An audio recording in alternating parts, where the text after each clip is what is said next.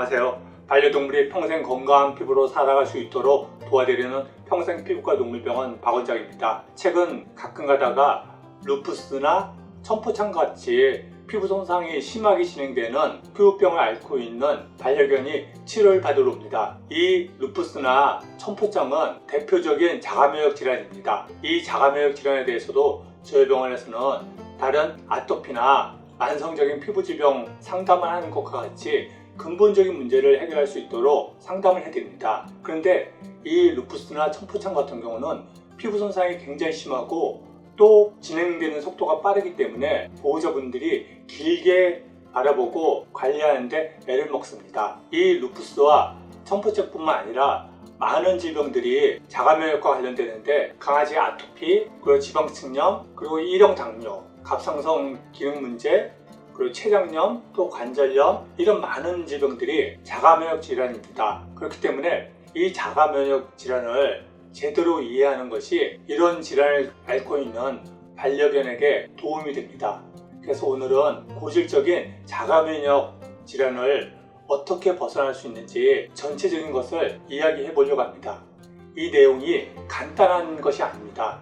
오늘 영상은 시간이 좀 될 텐데 전체적으로 한 번으로는 제가 이야기하는 그 맥락을 이해하지 못할 수도 있으니까 이런저런 자가면역 질환을 앓고 있는 반려견을 돌보시는 보호자분은 한 두세 번 정도 보시면 아이를 돌보는데 많은 도움이 될 것입니다. 루푸스와 천포창, 자가면역 질환 A to Z. 먼저 루푸스에 대해서 설명을 드리면 이 루푸스라는 거는 일단 병명 자체가 왜 루푸스냐면 초기에 이 루푸스 증상을 보이는 사람들이 늑대에게 물린 것처럼 상처가 심해서 루푸스라는 병명이 명명이 되었습니다. 그래서 이 루푸스의 정의는 자신의 면역체계가 여러 신체 조직이나 기관을 공격하여 손상을 일으키는 질병이고 매우 희귀하게 발생하고 그리고 여러 신체 조직을 공격해서 파괴하기 때문에 진행되는 경우 매우 치명적인 질병이 됩니다. 이 강아지 루푸스와 관련된 내용은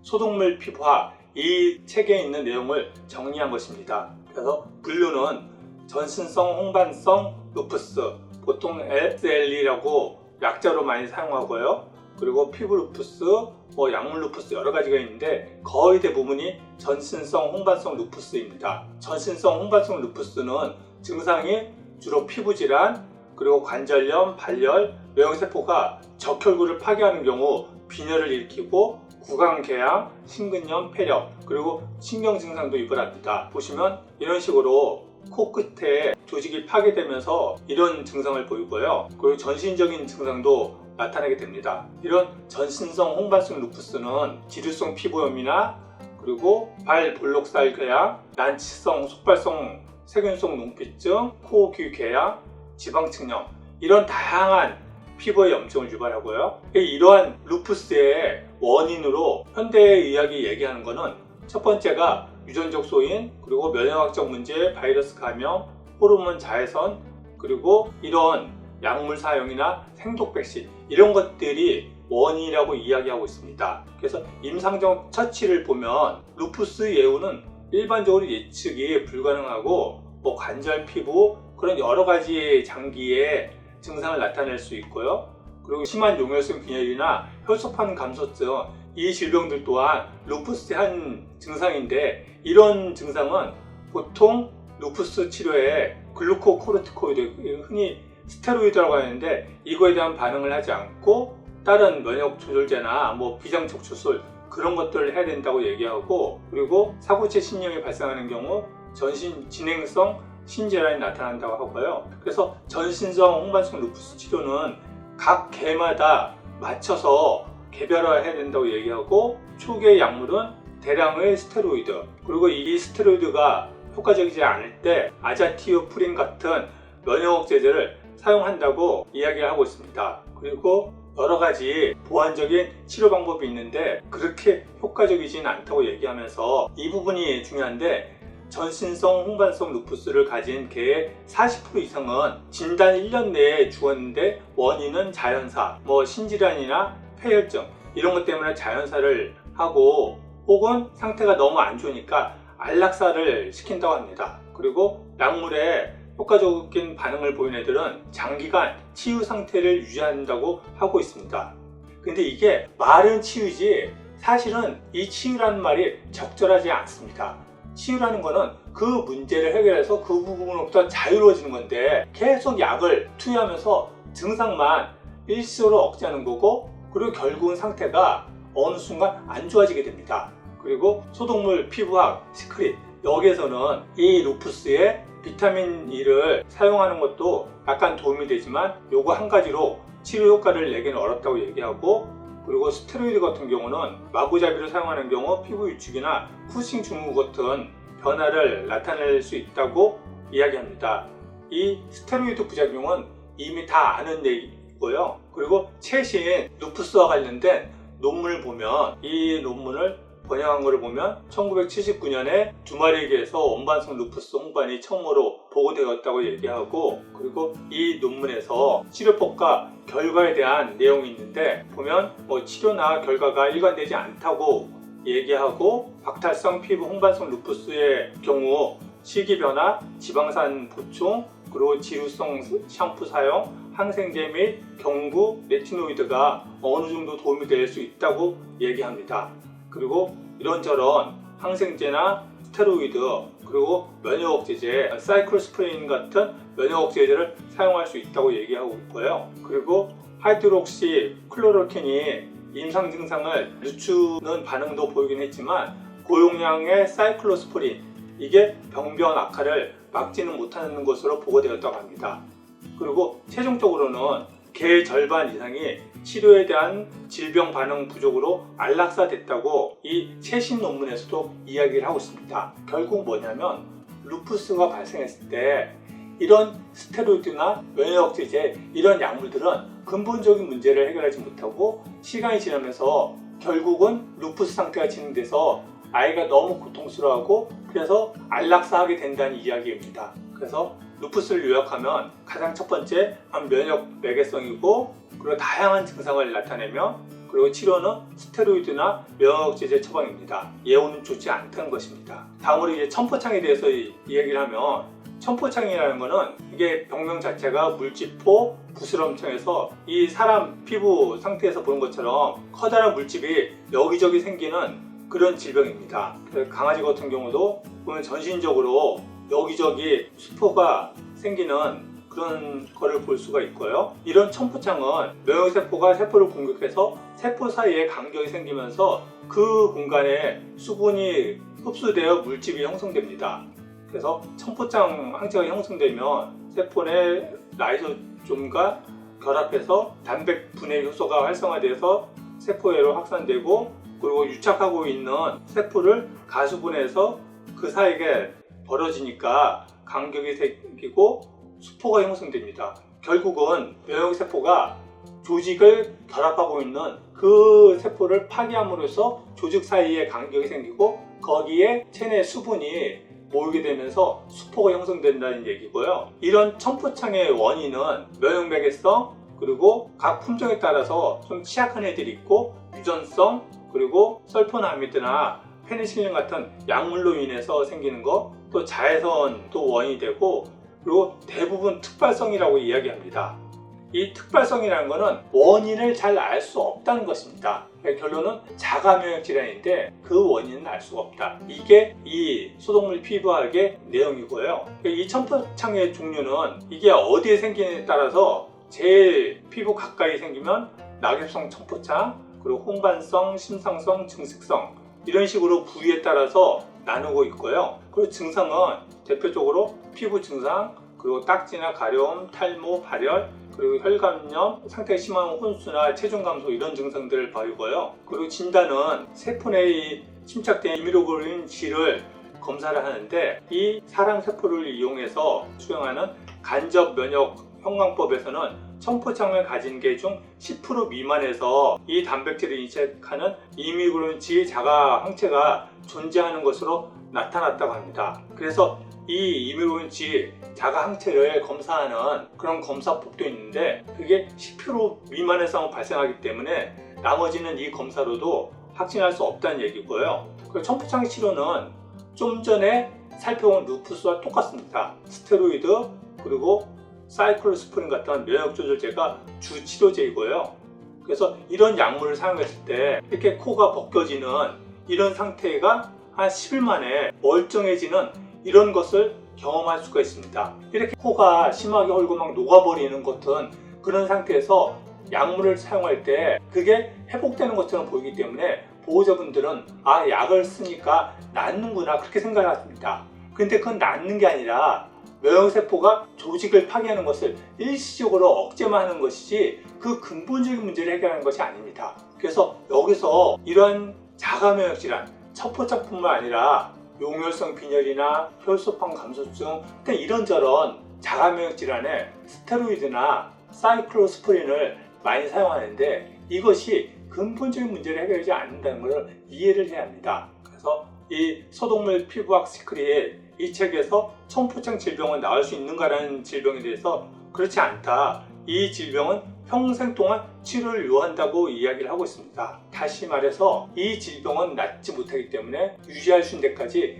계속 약물로 돌봐줘야 된다는 얘기고, 그리고 이 첨포창을 간단히 요약하면 무균성 질환이고 치료에는 스테로이드나 면역 억제제의 처방이고 그리고 특발성이다. 이게 원인을 알 수 없다고 얘기하는 거고요. 다시 말해서 자가면역 질환이라는 것입니다. 그래서 이런 자가면역 질환의 가장 대표적인 약이 사이클로스프린입니다. 이 약 같은 경우 좀 더 살펴보면 이 사이클로스프린이 작용하는 기전은 다음과 같습니다. 어떤 원인이 T세포를 자극하게 되면 칼슘이 세포 내로 유입하게 됩니다. 이때 칼슘유린이라고 인산 분해 요소를 활성화시키는데 활성화된 칼슘유린은 NF-ATC 요 T세포를 탈인산시켜서 핵 내로 이동할 수 있도록 만듭니다. 그래서 NF-ATC가 핵 내로 들어가서 인터루킨2 유전자를 발현시켜서 인터루킨2가 분비가 되면 이 인터루킨이 조직을 파괴하게 됩니다. 여기서 사이클로스프린은 사이클로필린이라는 단백질과 결합하면서 이 칼슘유린이 작용하는 것을 방해를 합니다. 그러므로 인해서 인터루킨2 유전자가 발현하는 것을 막아서 면역 반응이 발생하는 것을 억제하게 되는데요. 이러한 사이클로스프린의 어떤 문제점을 살펴보면 이 사이클로스프린 면역효과와 독소 그런 것과 관련된 논문을 살펴보면 사이클로스프린은 구조가 이런 식으로 되어 있다고 보여주고, 그리고 사이클로스프린의 문제점으로 부작용이 신독성, 고혈압, 근육통, 그리고 신경독성 그런 걸 유발하고 장기적으로 사용하는 경우 신장을 손상시키고 피부 및 림프 조직의 암 발생 위험을 증가시킨다고 이야기하고 있습니다. 그래서 사이클로스프린의 독성을 보면 번역하면 급성 독성은 3주간 PRII에 했을 때 유발된다고 하고, 그리고 주로 신장 손상을 유발한다고 이야기를 하고 있습니다. 이어서 또 사이클로스프린 독성이 전신적으로 야기하는 증상을 보면 위장관,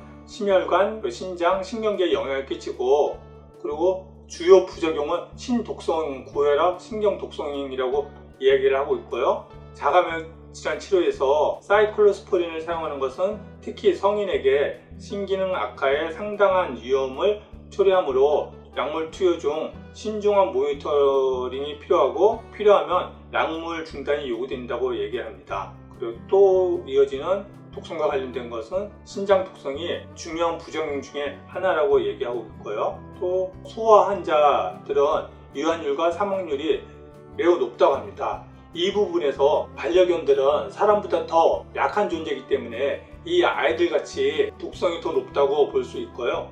그래서 이런 여러 문제로 인해서 이 약물은 최근 들어 골수 이식 환자를 대상으로 사용이 제한되었다고 이야기를 합니다. 방금 본 것처럼 사이클로스프린은 몸에서 염증을 유발할 수 있는 인터루킨2를 억제하는 방식으로 작용을 합니다. 그래서 이거는 최근 강아지들 아토피에 많이 사용하는 이 아포켈이나 사이트포인트 요것과 비슷한 방식인데, 얘네들도 보면 인터루킨 31이 작용하는 것을 차단합니다.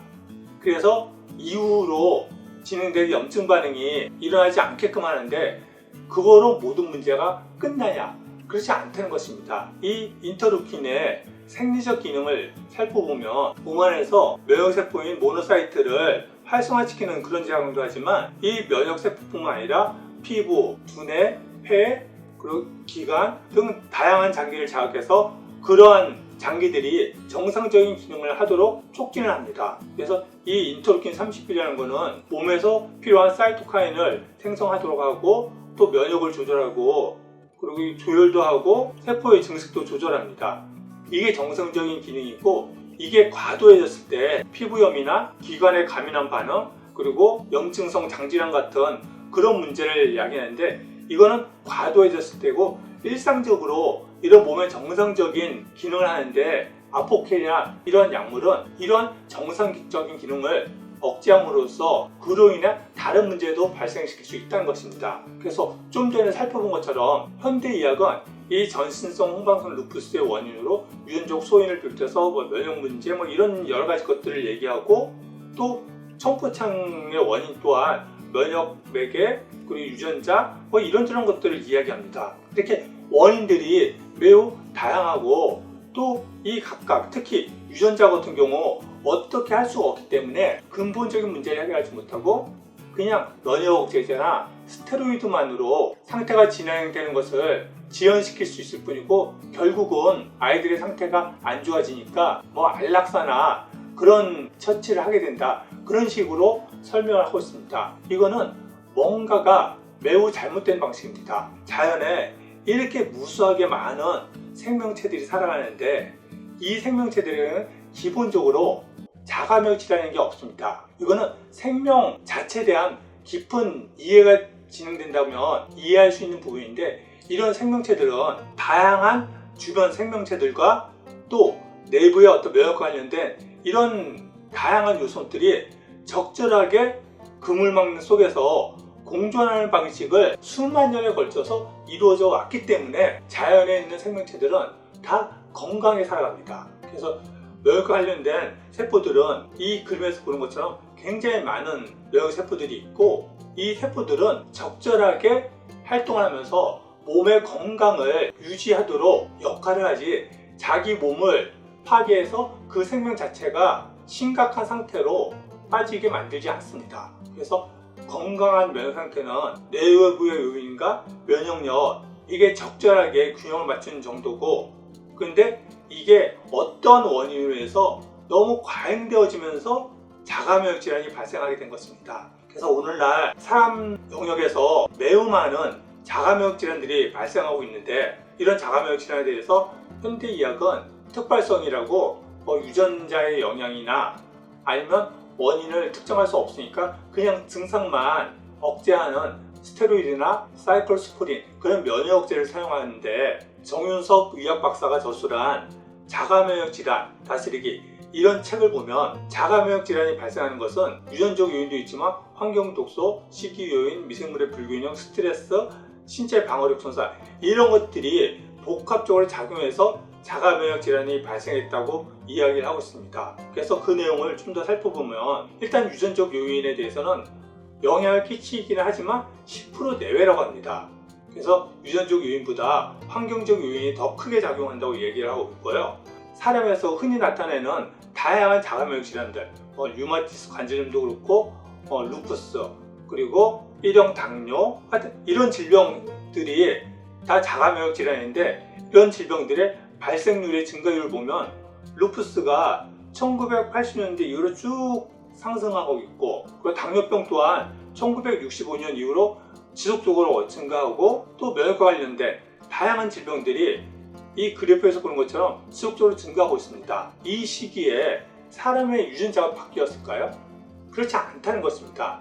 유전자가 바뀌지 않고 그냥 그 당시에 어떤 환경이 변화되면서 이런 질병들이 급격히 증가했다고 생각하는 것이 타당할 것입니다. 그리고 개 루푸스 같은 경우도 보시면 1979년도부터 보고가 되기 시작했다고 이야기를 합니다. 그러니까 일단 그 당시에 어떤 변화가 누적되면서 이런 자가면역 질환들이 발생했고 그렇기 때문에 그것들을 찾아서 해결해 주어야 합니다. 그래서 이 정윤석 박사가 이야기하는 자가면역 질환의 원인으로 가장 큰 부분이 환경 독소인데 생활 및 생태 환경에 각종 염증 유발 물질이 증가했고 공기도 그렇고 먹는 음식 이런 것들에 화학물질이 증가하고 이런 것들이 인체에 심대한 영향을 끼친다는 얘기고요. 그래서 화학물질과 환경 독소는 여기에 정리된 이런 것들입니다. 그래서 이런 각각에 대해서 다 살펴보고 배제할 수 있는 것들은 최대한 배제해 주는 것이 좋습니다. 저희 병원에서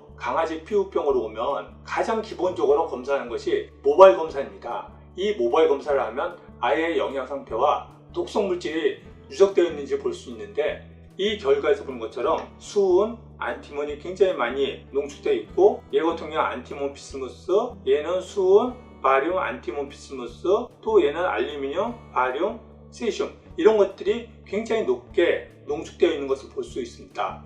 저희 병원에서 모발 검사를 했을 때 보면 거의 40% 이상이 이런 결과를 보입니다. 그거는 그만큼 우리 환경이 너무 오염되어 있고 그것이 지속적으로 몸에 유입되면서 몸의 면역체계에 영향을 끼쳤다는 거고요. 이런 환경 독소를 줄이는 법으로 유기농 식품을 선택하고 제철 음식 그리고 인공 첨가물 피할 것 그리고 물속 오염물질 피하기 위해서 정수기 물 마시고 공기에 유해한 것을 피하기 위해서 공기정화기 사용하고 가급적이면 플라스틱 제품 사용하지 말고 인공세제나 샴푸 이런 것들을 천연 제품으로 교체할 것을 권하고 있습니다.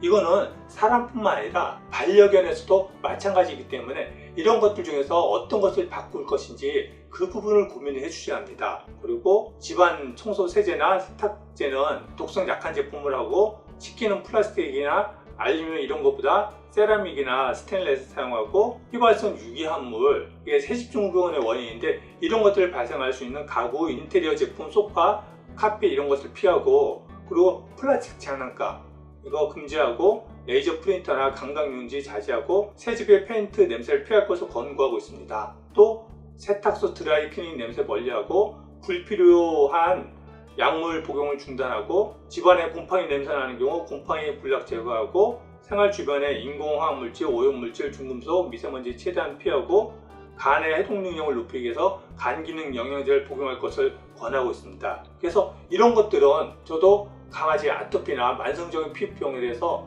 권하는 내용들이거든요. 그리고 다음으로 시기 요인으로 식량 수출 증대를 위해서 농약, 제초제, 살충제를 사용하면서 이게 먹거리를 통해서 몸에 들어오고 또 GMO도 문제고 가축의 항생제나 호르몬제 이걸 사용해서 가축을 사육하는데 그것도 문제고 식품 가공 과정에서 방부제, 색소제, 향신료 이런 식품 첨가물 그리고 정제소금, 곡물, 백미나 백밀가루, 백설탕 이런 것들 식용유 과다한 사용, 플라스틱 식품용기 이런 것들이 먹는 것과 관련돼서 면역을 과잉시킬 수 있다는 요인이라고 얘기하고 있고요. 그래서 중단해야 할 4가지 식품으로 글루텐, 유제품, 옥수수, 대두콩 이런 것들을 이야기합니다. 여기서 옥수수와 대두콩에 대해서 고민할 것은 내가 바로 이 옥수수나 대두콩을 먹지는 않지만 지금 축산에서는 이 GMO 옥수수와 GMO 대두를 먹여서 가축들을 사육합니다. 그래서 결국은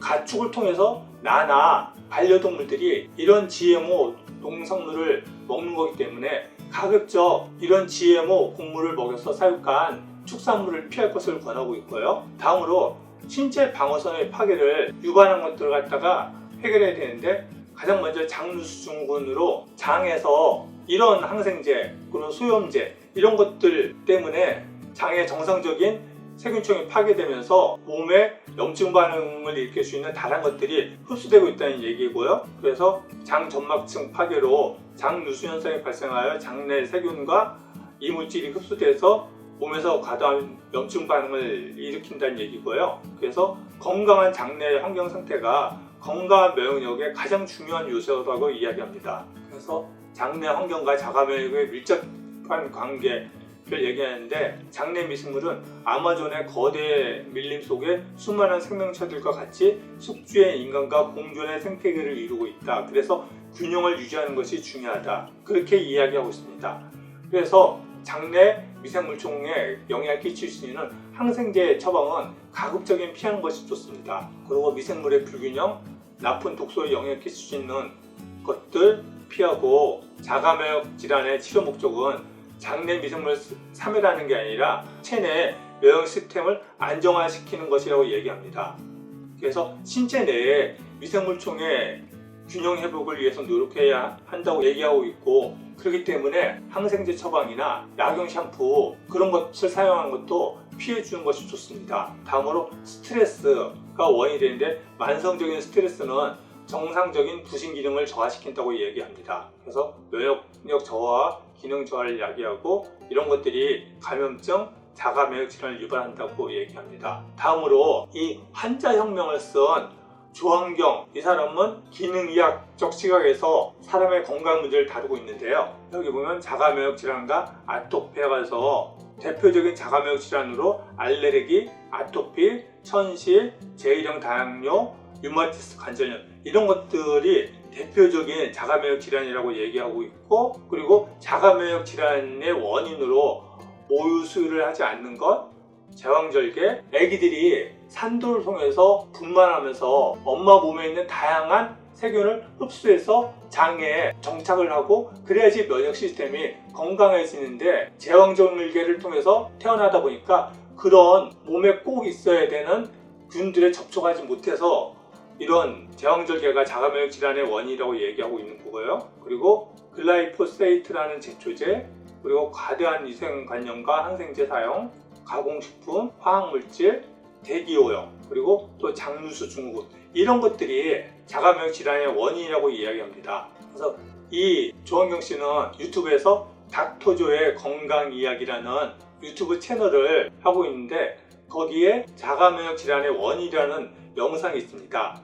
그 영상의 내용은 자가 면역 질환의 개념은 면역 시스템이 우리 몸을 공격하는 거고, 제1형 당뇨, 류마티스, 루푸스, 그리고 하시모토, 갑상선 질환 이런 것들을 얘기하고 있고, 그리고 기능의학이 바라본 자가 면역의 원인으로 과잉된 면역계, 이때 과도한 백신이 문제가 되고, 또 식품 첨가물, 장누수 증후군, 만성적인 바이러스 감염, 독성 중금속, 또 영양 결핍, 이거는 지금 농사나 축산이 비료나 아니면 GMO 옥수수, 대두 그런 사료를 먹으면서 영양을 골고루 섭취하지 않은 축산물 또 농산물을 우리가 먹게 되니까 그런 음식물 통해서 정말 다양한 영양소를 섭취하지 못함으로 인해서 영양이 결핍되고, 그로 인해서 자가 면역 질환이 심화된다고 이야기를 하고 있습니다.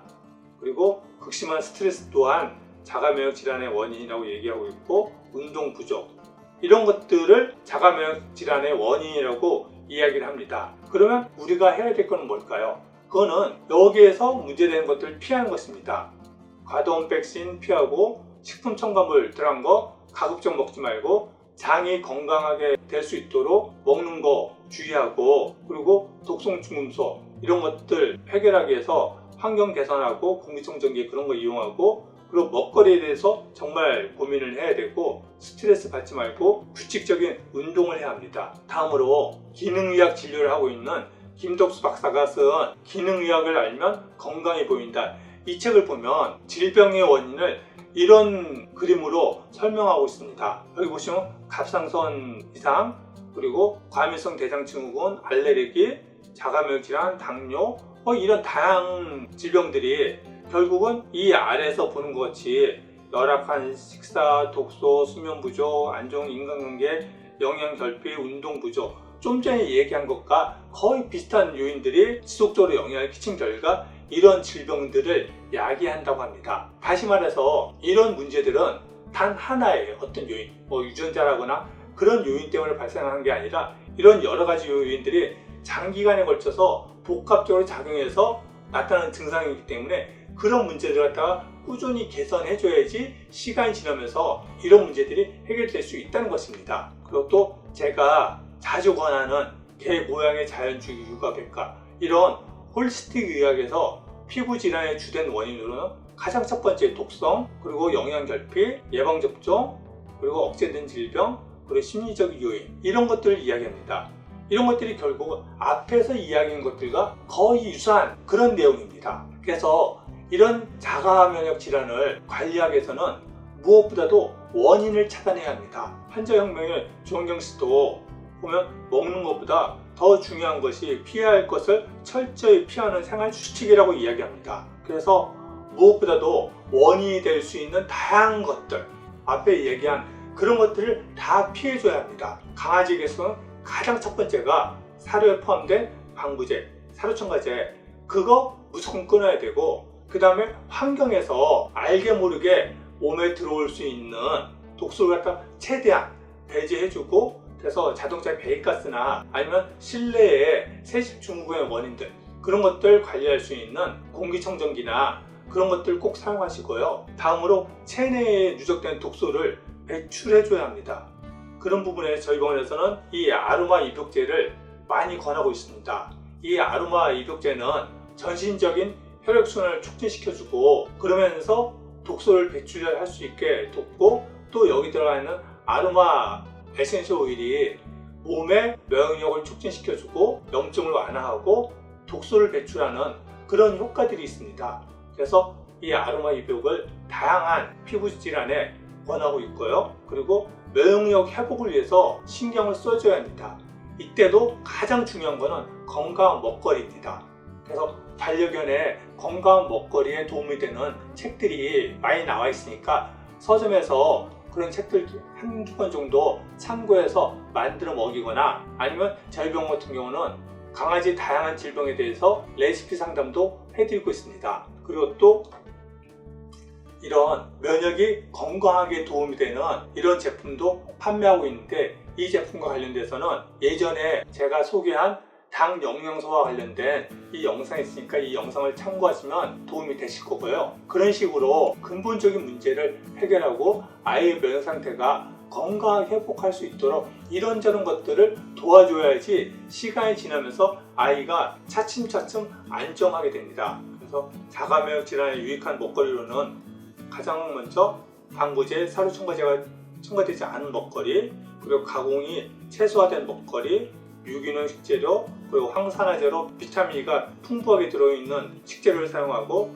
또 유산균과 오메가3를 먹이는 것이 도움이 됩니다. 근데 이런 것이 당장 피부가 급격히 손상되고 용혈성 빈혈이나 그런 상태를 개선해 주는 데는 한계가 있습니다. 이 부분에 대해서 자가면역을 앓고 있는 보호자분들이 이해해야 되는 것은, 아이가 자가면역 증상을 일으키는 것은 이미 아이의 면역 시스템을 오랫동안 교란시키는 어떤 요인들이 누적됨으로 인해서, 요새 전기차 한번 화재가 나면 그게 쉽게 불을 끌 수 없잖아요. 그랑 똑같이 면역 체계가 완전히 엉망이 돼서 자가면역 증상이 나타나는 거기 때문에 이게 안정화될 때까지는 어느 정도 시간이 걸립니다. 그때까지는 증상이 좀 더 심하게 나타나는 것처럼 보일 수도 있고, 그래서 이럴 때 지금 사용하고 있는 스테로이드나 사이클로스프린, 그런 면역제만 사용하는 것은 당장은 증상이 좀 완화되는 거지만 시간 지나면 점점 악화가 돼서 아까 처음에 소개해드린 책의 내용처럼 결국 상태가 안 좋아서 안락사나 자연사하게 됩니다. 그걸 막기 위해서는 당장 상태가 너무 심하다고 한다면 스테로이드나 면역제들을 적절하게 사용하는 것도 필요하겠지만, 보다 근본적인 문제를 해결해 주려고 노력하셔야 합니다. 그래서 제가 오늘 소개해드린 이 영상 내용을 한 두세 번 정도 보시면서 내용 하나하나를 살펴보시고 그것을 어떻게 적용할 것인지 고민해 보시면 지금 만성적으로 앓고 있는 자가면역 질환으로부터 벗어나는 데 도움이 될 것입니다. 근데 이러한 것이 간단한 문제가 아니기 때문에 자가면역 질환 다스리기의 저자인 정윤석 박사가 언급한 것처럼, 자가면역 질환으로 고통을 받고 있는 사람은 반드시 공부를 열심히 해야만 그 고통에서 벗어날 수 있다고 이야기를 하고 있는 것처럼, 자가면역이 나타나는 것은 그냥 유전자나 단순한 원인에서 발생한 게 아니라 여러 가지 것들이 복합적으로 장기간에 걸쳐서 작용한 결과 나타난 것이기 때문에 이곳부터 벗어나는 것도 장기간에 걸쳐서 끊임없는 노력을 해줘야지 벗어날 수가 있습니다. 그러기 위해서는 무엇보다도 보호자분이 공부를 해야만 합니다.